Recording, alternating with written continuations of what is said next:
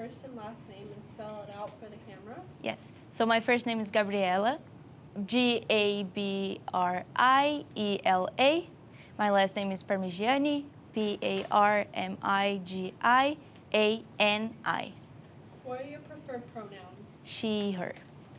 Do we have permission to use this footage for our documentary? Yes, you do.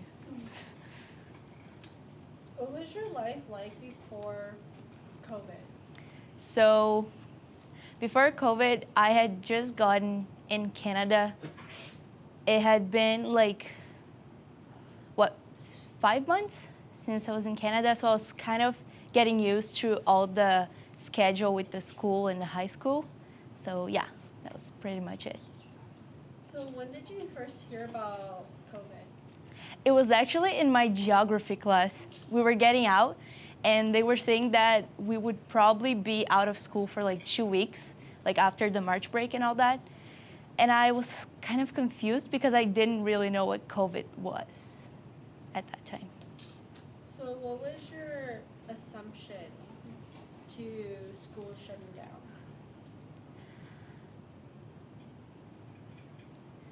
Honestly, because I didn't really know what COVID was, when I first heard about it, I just thought it would be like, I don't know, like I was very confused. So for me, it was just 2 weeks off. I didn't really think it would be all of that. Did you stay in contact with your friends, and how during the lockdown? I did.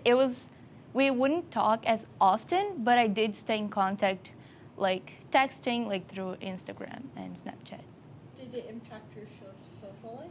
For sure. Because I was new to Canada, it was very hard for me to make friends because I was just starting to know people, and then suddenly everyone was shut off, like from everyone's life, just because of COVID. So that did impact my social life.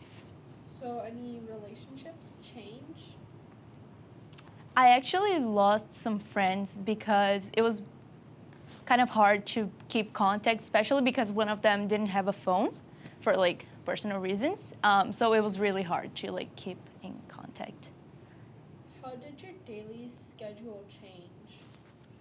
So like I said, I was kind of getting used to the whole schedule here, but we had a lot of like different schedules. So we had cohorts, so A and B. We had, in those cohorts, we had weeks where we would have like one class for 3 days, and then the 2 days would be off.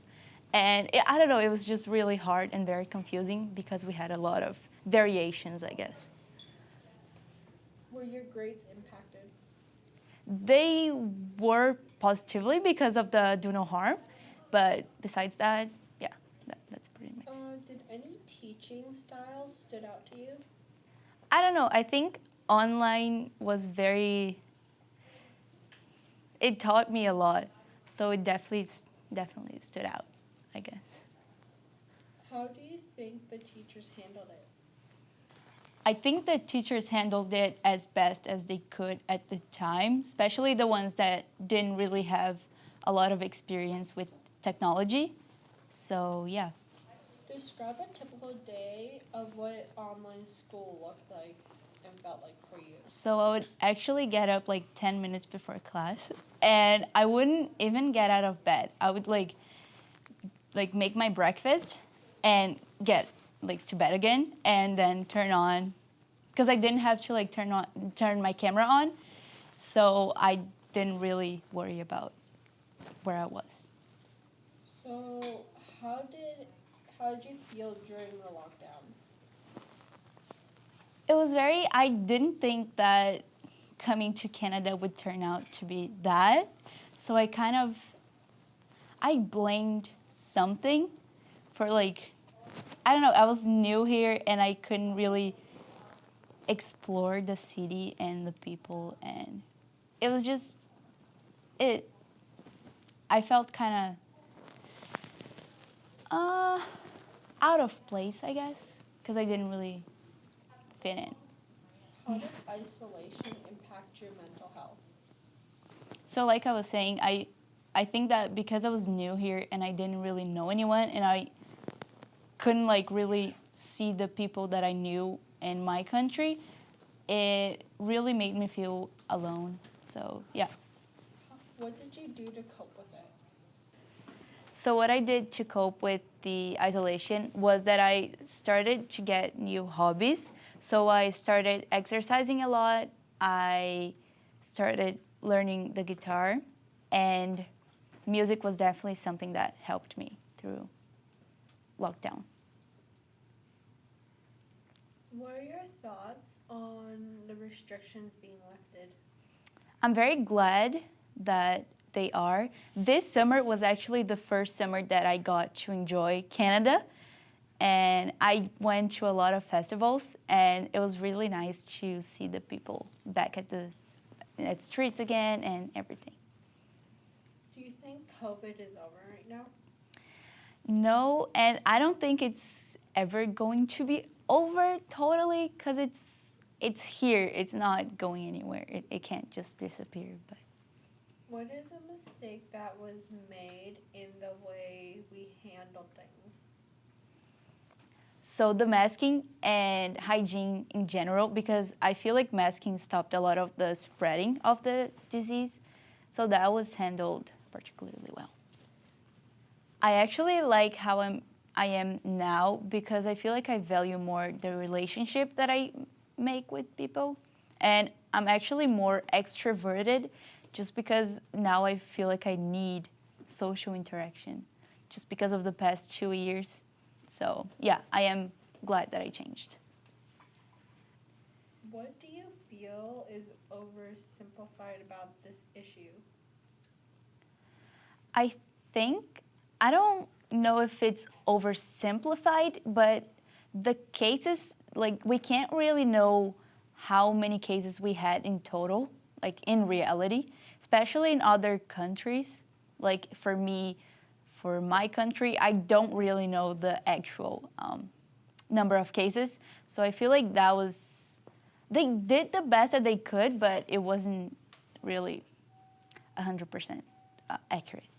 How did you describe which information to trust? For COVID, I would just look at the news.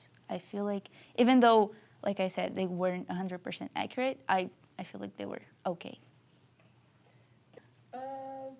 What do you think will happen in the near future with COVID?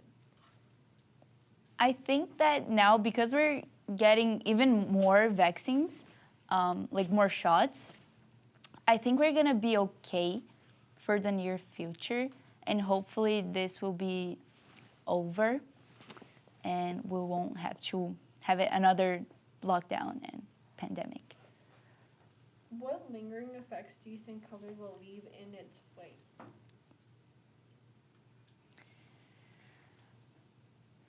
I don't know about the long-term effects of the actual disease, but I feel like some people really were affected by it in not a good way. And I feel like that's gonna be with them for quite some time. What are your hopes for the future? I just hope we learn from what happened because everyone suffered, and I think it was important for us to realize that we're not as good as we think we are. So, yeah. What did you learn from your experience that you wish everyone knew? I definitely learned that you have to value a lot of your relationship with the people that you love because you don't know when's the last time that you're gonna see them because some people did pass away because of COVID, so you don't know if that's the last time you're gonna see them. So. What would change if everyone knew it? I feel like they would value their relationships more just because of that simple fact that you don't know the future, you don't know what's gonna happen. So I want to follow up on the fact that you're a new Canadian. When you left Brazil, what were your aspirations coming to London, Ontario? When we left Brazil, I was very excited because I've always wanted to live in another country, and I was hearing a lot of good things about Canada. So it was something that I was looking forward to, and I did enjoy some of it because I got here in September 2019, so I did enjoy a little bit of the winter, but that was pretty much it. So pretty much 7 months into you coming to a new home, a new country, Yeah. a new school, Yeah. trying to make new friends, COVID hit, COVID hit. and everything stopped and everything changed. What went through your mind? So when COVID hit, I didn't realize the magnitude of it. I wasn't really worried about my life, but I was just kind of confused about like what was happening and what was COVID. When school shut down again, I was kind of disappointed because everything was getting back to normal and I was excited to meet new people, and then boom, it shut down again. So I was kind of like, wow, really again? Thanks COVID.